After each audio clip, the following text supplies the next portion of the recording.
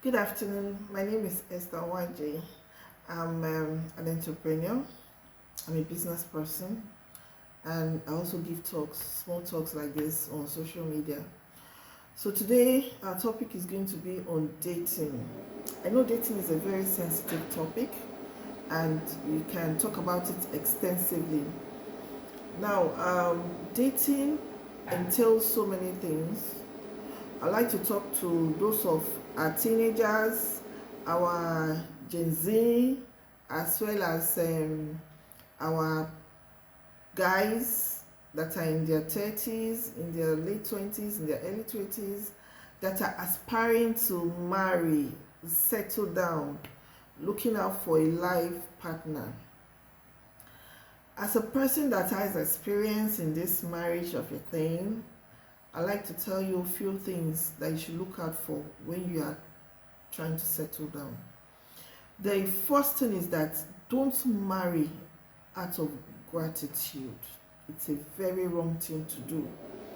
Secondly, don't marry out of mercy, pity.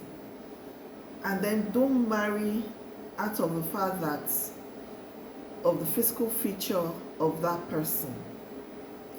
I'm going to be picking those three topics one by one. First of all, don't marry because probably the guy has been the one that has been giving you money to go to school and to do so many things. He has been very good to you. He has been good to your family. Now, I want to tell those girls out there, if you know that a particular guy is not what you want, he doesn't have the quality educationally, he doesn't have the physical features like the 6 feet, white teeth, fine face, and all that. And then if it's not financially okay, it doesn't mean that he has to be a rich tycoon. No. If he doesn't have what it takes to hold on to a home financially, please and please and please don't marry out of gratitude. Also, if you know that this person is not your spec, don't indulge him to spend on you and spend on your family. It is not fair on that person.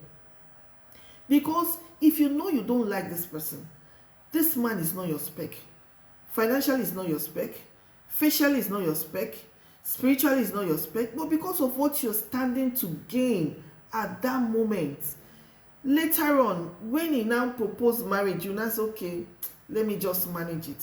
Let me tell you something, when you get into that home, into that marriage, you will definitely cheat on him, because one, you don't love him, and secondly, it's not what you want.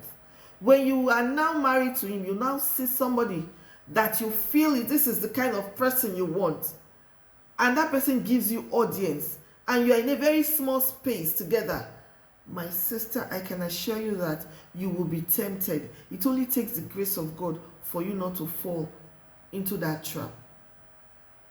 Secondly, don't marry out of pity, because this person, you've been friends for a long while, he has been asking you out, and maybe he's been doing this, you now pity him so that he will not feel bad. Let me just marry him. Don't say let me just marry him. You don't manage somebody to marry, because marriage is a long time business. If you marry him out of pity, you will step in, and before you know it, you are stepping out. And that is when you say irreconcilable differences. So it is better that you don't get him than you getting in and you are jumping out the next minute. Secondly, the third aspect, financial stability.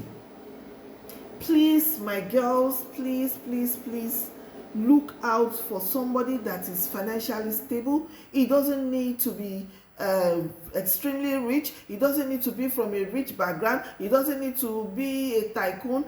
But somebody that you know has either a business that is stable, that is bringing in a stable income, or somebody that has a career that is hardworking and focus.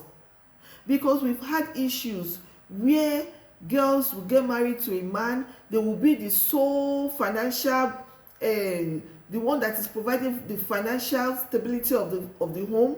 At a point, the whole issue will be on, the stress will be so much on the woman that she will want out. So it is very important that you take note of such things before you dabble into marriage. Marriage is not a child's play. So I'm going to end it here today. Next topic will continue the part 2.